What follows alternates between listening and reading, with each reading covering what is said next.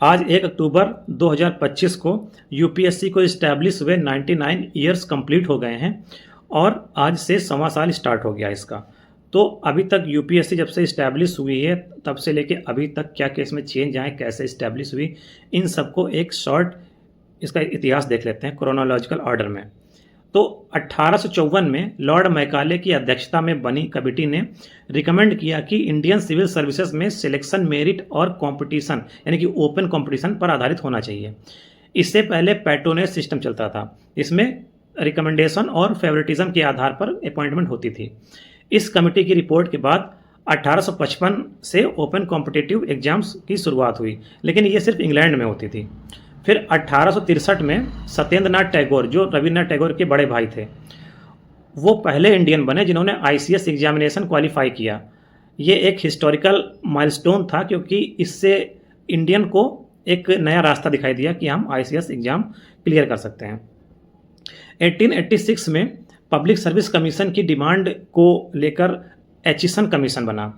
इस कमीशन ने रिकमेंड किया कि सर्विसेज को 3 कैटेगरीज में डिवाइड किया जाए: इंपीरियल, प्रोविंशियल और सबऑर्डिनेट सर्विसेज। 1893 में फर्दर रिफॉर्म लाए गए और धीरे धीरे इंडियंस की एंट्री बढ़ाई गई, लेकिन उनका रेशियो अभी भी बहुत कम था।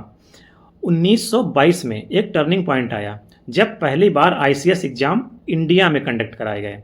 इससे large number of Indians youth को मौका मिला क्योंकि अब उन्हें इंग्लैंड ट्रेवल करने की जरूरत नहीं थी।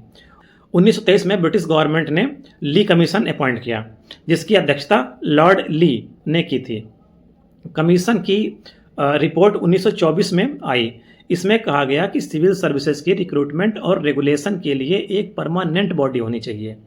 इस रिकमेंडेशन के आधार पर इंडिया में पब्लिक सर्विस कमीशन की स्थापना करने का एक रास्ता खुल गया। 1 अक्टूबर 1926 को भारत में पहली बार पब्लिक सर्विस कमीशन स्थापित हुआ। इसके फर्स्ट जो चेयरमैन थे वो सर रॉस बार्कर थे, लेकिन इस कमीशन की पावर बहुत लिमिटेड थी। ब्रिटिश गवर्नमेंट रिक्रूटमेंट और प्रमोशन पर अल्टीमेट कंट्रोल बनाए हुए थी। गवर्नमेंट ऑफ इंडिया एक्ट 1935 के तहत कमीशन को फेडरल पब्लिक सर्विस कमीशन का रूप मिल गया। अब इसका स्कोप बढ़ गया और ये सेंट्रल लेवल पर रिक्रूटमेंट करने के लिए एक अथराइज्ड बॉडी बन गई। ये आज के यूपीएससी की नींव मानी जाती है। तब से यूपीएससी की नींव पड़ गई।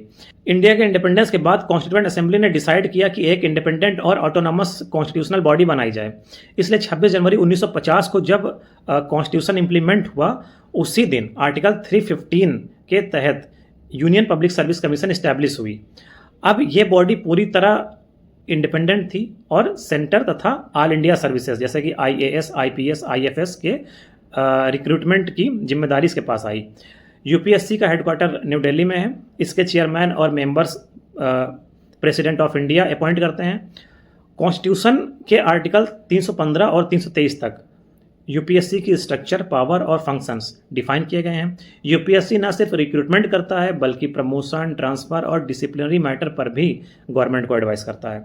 यूपीएससी केवल आईएएस, आईपीएस, आईएफएस जैसी सर्विसेज के लिए एग्जाम कंडक्ट नहीं करता है, बल्कि डिफेंस सर्विसेज जैसे उसमें आ जाता है NDA, CDS, engineering services, medical services, economic services, statistical services, central armed police forces जैसे एग्जामिनेशन भी ऑर्गेनाइज करवाता है।